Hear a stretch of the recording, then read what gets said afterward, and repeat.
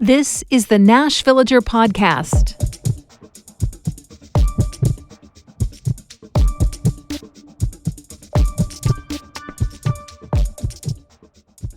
It's June 29th, 2026. On this day in 1941, thousands of Romanian Jewish people were murdered in the second day of a devastating pogrom. They were in the city of Iasi, some because they were from there, others because they'd been forced to move there. Roughly 6,000 people were killed in their homes, in the streets, rounded up and shot. Another 4,300 were forced into sealed boxcars and sent to concentration camps, if they survived the trip. And of course, of those who made it through the trip, few survived the camps. In all, the Romanian war crimes trials of 1948 determined 10,000 died. I'm Nina Cardona, and this is your daily digest of what's happening around Middle Tennessee with context and backstory from Nashville Public Radio, WPLN News.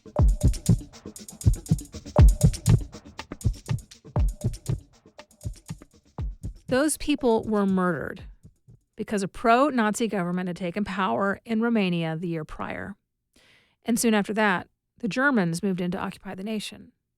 Between the homegrown Iron Guard and the occupying Nazi brown shirts, the people in power were devoted anti-Semites. And one of the ways they justified their violent and bigoted actions was through a conspiracy theory that is reemerging in American politics. It's called the Great Replacement Theory. It's the idea white people will be replaced by minority groups if they don't fight back. And we can see from the Holocaust just how far that thinking can take people. Just how many lives can be ruined or lost. Not long ago, a mailing went out in Murray County that flat out said the words, and I quote, "Stop the Great Replacement, expel the invader, punish the traitor." It urged conservatives to ban non-Christian religions and to make sure men are in charge of things. That flyer was a recruitment mailing for the Murray County Young Republicans. Leaders in the Tennessee Republican Party have spoken out to condemn the mailing. The GOP state party chair has called the language of the mailer absolutely abhorrent. The Murray County Republicans call it disgusting. However, neither of those groups have jurisdiction over the one that sent it.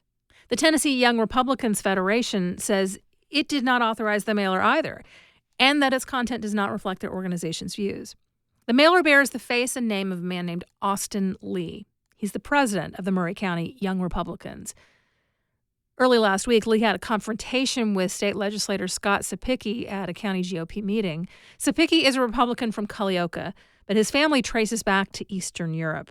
They're Ashkenazi Jews who fled during the rise of the Nazi Party. And he had words for Lee that evoked the Holocaust.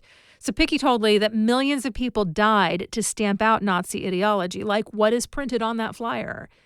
And he pointed out that the Constitution doesn't say we the white people or we the Christian people. Sapicki says he's turned mailers over to the Tennessee Bureau of Investigation and the state attorney general's office.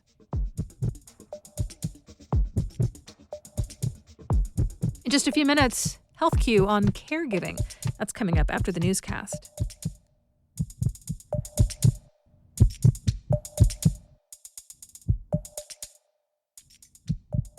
This month, HealthQ is digging into what it's like to be in the sandwich generation, raising a kid and seeing your parents age. When I had a preschooler and a toddler, I got a call from my previously very independent mom that she was in the hospital. I have kind of prided myself on being self-sufficient. And in this season of life, that's almost been laughable. Tune in Tuesday mornings. For more, check out WPLN.org/HealthQ, a collaboration with KFF Health News. Here's the latest from WPLN News. The National Weather Service has issued an extreme heat warning that begins today and runs through at least 8 o'clock on Thursday. Well, with the current heat wave, January's bitterly cold ice storm may feel like a distant memory, but the cleanup is still not done. For months, volunteers with Hands on Nashville have been helping chainsaw downed trees and haul debris to people's curbs. At one point, they had some 3,000 open requests for assistance. Now they're down to about 300. As of this month, federal emergency management officials say they've approved some 16,000 applications for ice storm assistance, totaling some $36 million.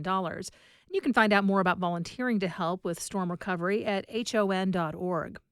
Well, the Federal Emergency Management Agency has approved $50 million to fund recovery projects in Tennessee stemming from Hurricane Helene and other previous disasters. The Tennessean reports the State Emergency Management Agency will receive a large chunk of the money, about $20 million, for its proactive actions and storm recovery efforts in April of 2025. The State Department of Transportation will also get $9 million for debris it removed following the storms.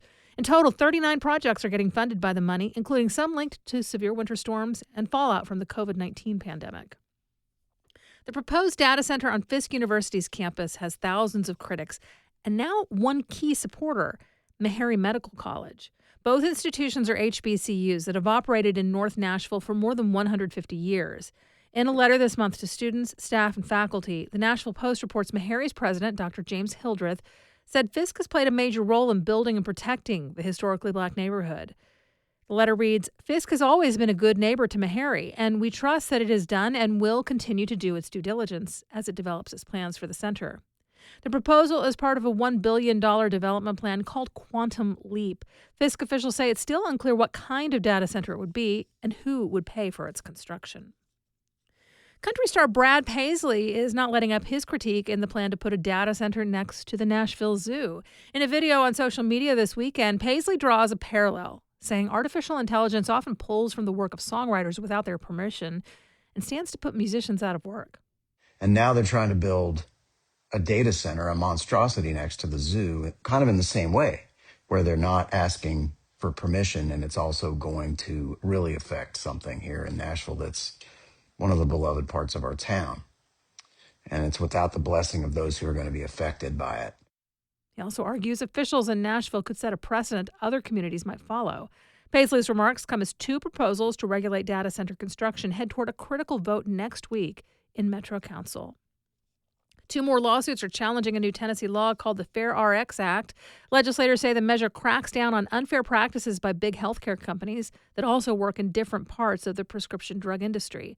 Under terms of the law, those operations cannot be nested under one corporate umbrella. CVS was the first to file suit. Now the Tennessee Lookout reports Express Scripts and a national group representing pharmacy benefit managers have opened separate cases against the law. In its complaint, the Pharmaceutical Care Management Association says the law could force the closure of 160 pharmacies across the state. The group also says the law will complicate insurance plans for employers that operate in multiple states. It's been a year and a half since a shooting inside Antioch High School left 2 students dead and 2 more injured. And now one of the gunshot survivors is bringing a lawsuit against the AI gun detection company that had devices in the halls. For WPLN News, Emily West reports. It started as a normal day at school for Antonius Hennon. He was working on his homework and making his way to lunch. That's when he saw the shooter, and at first, he approached, thinking the teen needed support. I decided to help him. So when I just looked at him, he just shot me. For no reason. The bullet went through his arm, and it took 3 months to heal. But the memory of that day in the cafeteria still weighs on him. Everybody on the floor, girls, boys, everybody running, screaming, scared. It was horrible. Last month, he decided to file a lawsuit against OmniAlert.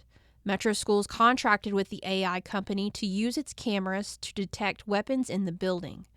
Attorney Bashoy Pham said the video system didn't work that day. And it just shows you how bad AI can fail or cause harm more than good. MNPS said the camera system didn't work because the shooter was too far away from the cameras.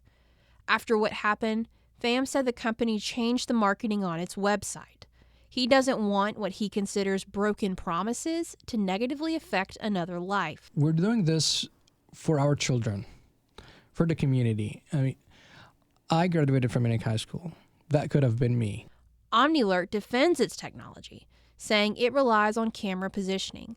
The company is expressing sympathy for victims in Antioch and pushing back on what it calls a false narrative that anything malfunctioned. Emily West, WPLN News. The Nashville Pride Festival took place this weekend, but being out and about publicly was not always the case. In fact, the secrecy around finding safe space to express full identity was not only a risk to people's reputations, it was illegal. Sarah Calise is a local queer historian. She joined our midday talk show, This is Nashville, last week to recount how the most macho of American men, such as those in the military, operated to avoid being outed by their peers. We know soldiers from Fort Campbell came down to Nashville and would go to the gay bars. We know this because they were directed to stop doing that in the 1960s in a newspaper article. Oh, right, because they publish on no-go places for folks who live on post. And then because of oral history interviews, we know soldiers from Huntsville and other Alabama spaces would come up to Nashville because they didn't have anything. Calise says queer soldiers relied on word of mouth and gaydar to help their brothers in arms reach gay bars safely. You can listen to the full show at thisisnashville.org or wherever you get your podcasts. The influential life of newspaper founder Rosetta Miller Perry is being remembered by a wide array of Metro leaders. The founder and publisher of the Tennessee Tribune, the longest-running African-American newspaper in the city, died last week at age 91. Miller Perry was also a Navy veteran and founder of the Nashville Black Chamber of Commerce. She was a respected and outspoken voice for civil rights, a supporter of Black-owned businesses, and a proponent of telling stories about the achievements of African Americans in Tennessee. Current Metro elected leaders describe Miller Perry as a courageous voice and a mentor to an entire generation. She earned a Lifetime Achievement Award from the National Newspaper Publishers Association in 2019. She's given several interviews to Nashville Public Radio, including an hour-long profile in 2022 on This is Nashville. Miller Perry talked about her early challenges starting the Tribune. When I started out, my editors were white. I couldn't get any Black folks to work for me, and that's sad. The only individuals I could find were really working for another company, and they had to work for me like undercover. See, and a lot of my early papers, you'll see a name in there, it's a fake name, because they feared for their upward mobility. And you know, I live with that. I still think about that. They didn't know where I'd be today. In an email statement, the Tribune staff said the newspaper will continue to publish in Miller Perry's absence and will have tributes to the trailblazer in the coming days. You'll find more news anytime at WPLN.org.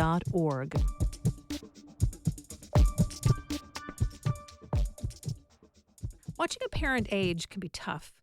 1 in 10 Americans now say they are a caregiver for a parent age 65 and older, according to recent Pew research.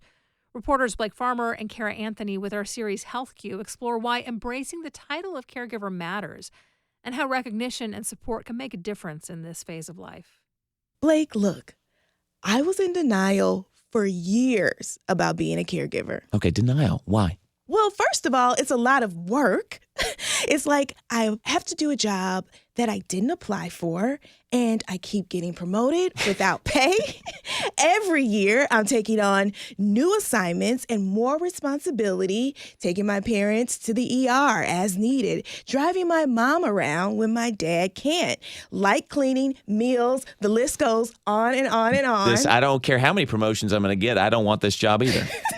Yes, it's a lot. But even though I resist the identity of a caregiver sometimes, I wish I had owned this earlier. I recently spoke to Denise Brown. She is a caregiving coach who lives in Illinois. And back in the 90s, she created this framework for caregiving. She has 6 stages. The first stage, the expectant caregiver, actually happens when you start to worry about someone in your life that might need a little bit more help. And I think what often starts a caregiving experience for individuals is worry. You're starting to worry about someone in the family. And it's not necessarily around defining caregiving by tasks and chores, but about that emotional impact of caregiving. To be honest, I'm not sure I understand why it matters to call yourself a caregiver, even when you're not what seems to me to be actively caregiving. Naming it changes the way you prepare for the future. Let's turn back the hands of time. Remember when you were expecting your first child? You didn't wait until that baby was born to get ready. If I recall, there were a bunch of baby showers. We got gifts. We also got some wisdom imparted on us. It's the same thing with caregiving. calling yourself a caregiver and really owning it, when you do that, you're able to tell your friends, your family, and even your boss that you might need a little bit more help and patience. And research also shows that people who call themselves caregivers are more likely to reach out for help. And in several states, they even have some kind of caregiver tax credit. Listen, if there is a financial benefit, this is something I can get on board with. But the biggest thing is when you embrace the role as a caregiver, you can have better conversations with the people you're caring for. I just had a conversation with my own mother that probably was the first time we ever really sat down to talk about our setup. You don't want to put us on the back burner, but yet you have a job that you're working. You don't want to put your daughter on the back burner, but it just, you have your parents that you're taking care of. So that's my concern. I'm concerned about your health as well. I felt so seen after that conversation with her. So if you don't mind, I'd like to reintroduce myself to you right now. Hi, Blake. My name is Kara, and I am a caregiver to my amazing parents. Well, it's nice to meet you, Kara, the caregiver. I might not be right there with you just yet, but it sounds like I am at least an expectant caregiver. Reporters Blake Farmer and Kara Anthony with HealthQ, your approachable guides to an unapproachable healthcare system. We do this roundup of Nashville news every weekday. Please consider subscribing on your favorite podcasting app. Thanks so much to all of you who have left 5 stars, a thumbs up, or a review in your app of choice. And of course, everything at WPLN News is listener supported. You can make a donation at WPLN.org. And that's it for today. Thanks so much for listening. Let's make this day a good one. And we'll catch back up tomorrow.